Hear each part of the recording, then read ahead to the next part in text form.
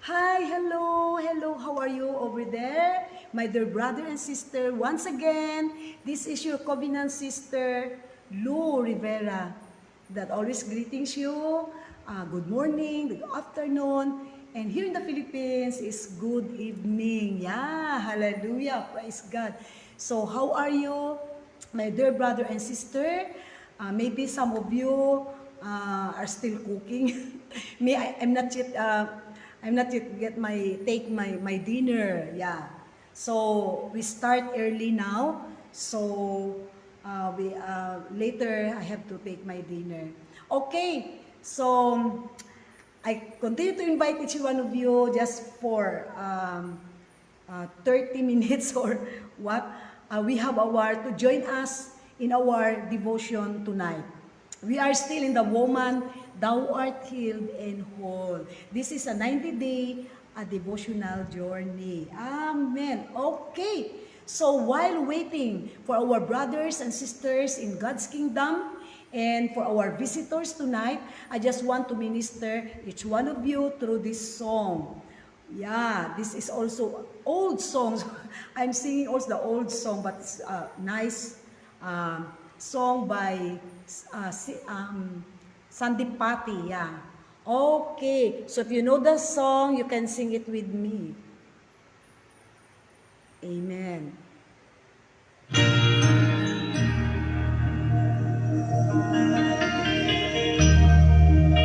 Okay, wait. Okay.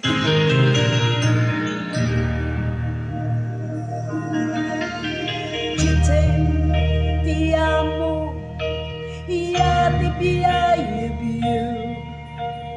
Ani uhebito ka, I love you. The sounds are all as different as the lands from which they came. And though the words are all unique, our hearts are still the same. Love in any language, straight from the heart, pulls us all together, never depart. And once we learn to speak it, all the world will hear. Love in any language, fluently spoken here.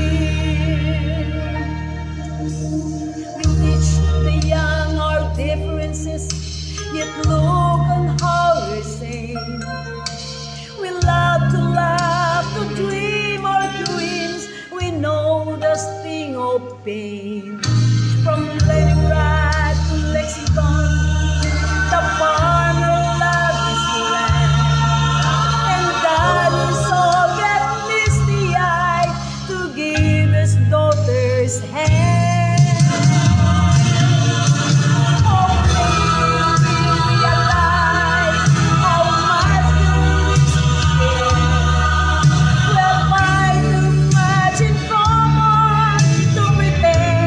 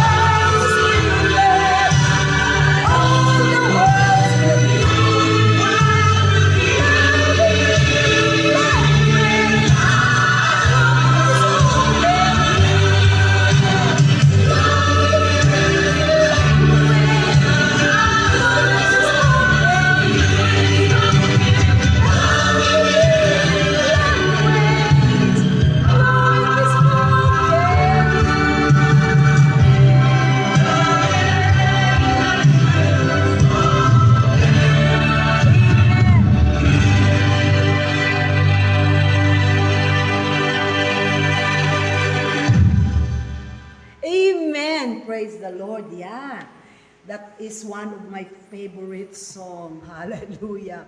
Nung ako ay nasa Bible school pa. Love in any language. Ayan. Yan yung umpisa kanina, iba-ibang salita yon. Ayan. Spanish, may Russia, may ano pa ba yun? yung una-unang ano niya, yung word na love, no? Love in any kaya love in any language. Okay. So once again, this is your covenant sister Lo Rivera, and we're going to start our devotion tonight. Rest in your identity. If you have your Bibles with you, please open it with me in the book of John, chapter 4, verses 13 to 14.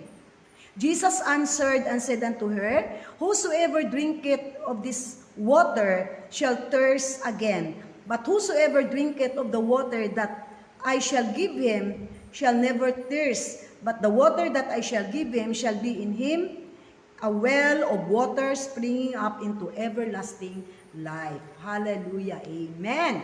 Glory be to God.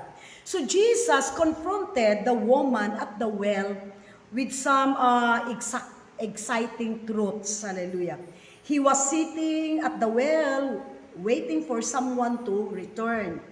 He was relaxed. He was calm and resting. He knew whom he was. So God doesn't get excited about circumstances.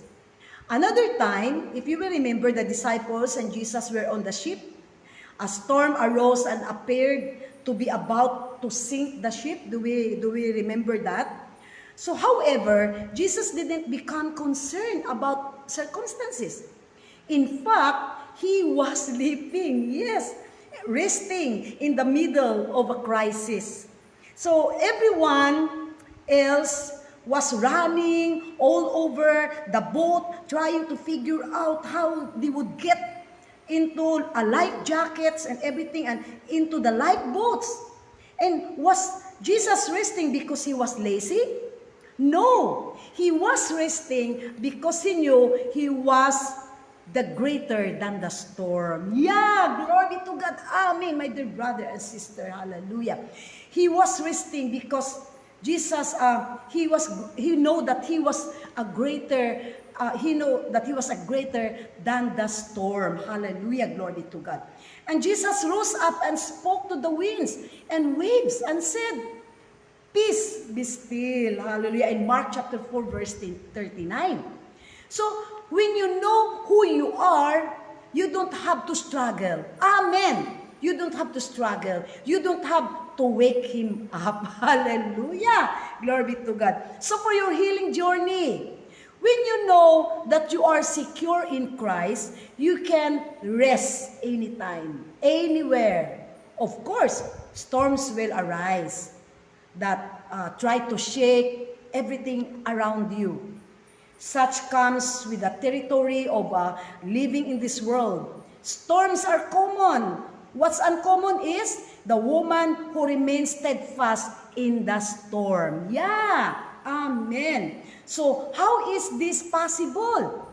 Lalo na pag marami tayong problema, how is this possible na magiging kalma tayo? So, when you know who you are, you can rest unshaken by what's going on around you. Kahit ano pang mangyari dyan sa kapaligiran mo, ano pang maraming mga problema. After all, if God has made certain pronouncements and promises concerning you, which He has throughout the scriptures, then nothing life throws your way can unsettle you. Hallelujah. You may shake, you may cry, yeah. You may feel and feel strongly, amen. You may, but one thing, you will not be strong, of course, hallelujah. And one thing, you are a woman of a mission. You are a woman on a mission. Amen. Hallelujah. You have been healed, loosed, and delivered. Glory to God. So the Master called you. He cleansed you and He commissioned you. Nothing can change those truths. Hallelujah. Glory be to God. Amen. Hallelujah. So, glory be to God. Amen. Ako talagang, I really blessed with this topic. Bless ako sa lahat ng mga topic. But this tonight, talagang napakaganda. Even we are in the midst of the problems and the storm, we can rest. Kasi sabi nga, rest in your identity. Okay, so if you are there na, please let me know that you are there na. Just say hi, hello, good evening to everyone. Hallelujah. Okay, so before we go to our closing prayer tonight, okay, so we will sing again that song na kinanta ko kanina, Love in Any Language.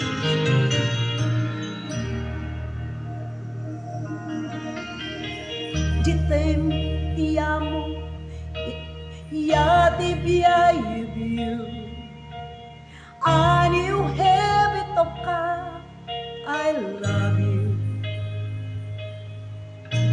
The sounds are all as different as the lands from which they came, and through the words are all unique, our hearts are still the same. Love in any language, straight from the heart, voices all together, never apart. And once we learn to speak it, all the world will hear.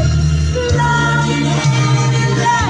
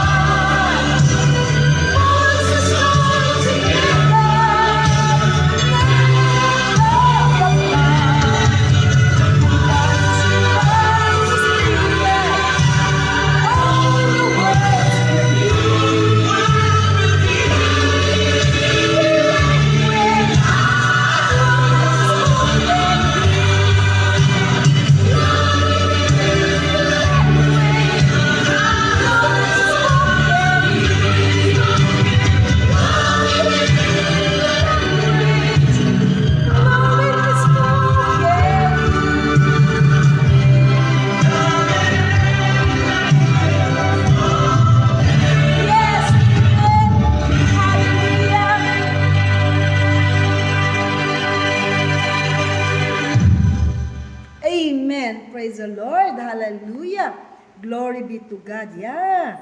That is love in any language. Okay. Shall we have now our closing prayer? Hallelujah. Glory be to God. Dear God, Lord, we come to you today, Father God, with heavy hearts, seeking your strength, Lord, and courage to face the challenges that lie ahead. As women, we face many obstacles, oh God, and hardships. But we know that with your help, we can overcome anything. Thank you, Lord. I pray for women everywhere to have solid, unshakable faith in you. Give us confidence, Lord, in your word as we trust in you each day, Father God. Though we do not see how the path before us will unfold. Help us, O God, to follow your direction and put our hope in you. In Jesus Christ is all we pray, Lord. Hallelujah. Amen. Yes, glory be to God. Hallelujah. So once again, this is your Covenant Sister Lou Rivera. It's time to me to bye-bye na para po kayo yung makakain na. Hallelujah. And see you again tomorrow as I continue to invite you to come and attend for our devotion for the woman, thou art hidden whole, so you can experience the freedom from the pain of your past. Okay, hallelujah. So it's time to me to bye-bye na. Hugs and kisses. Bye-bye. Love you guys.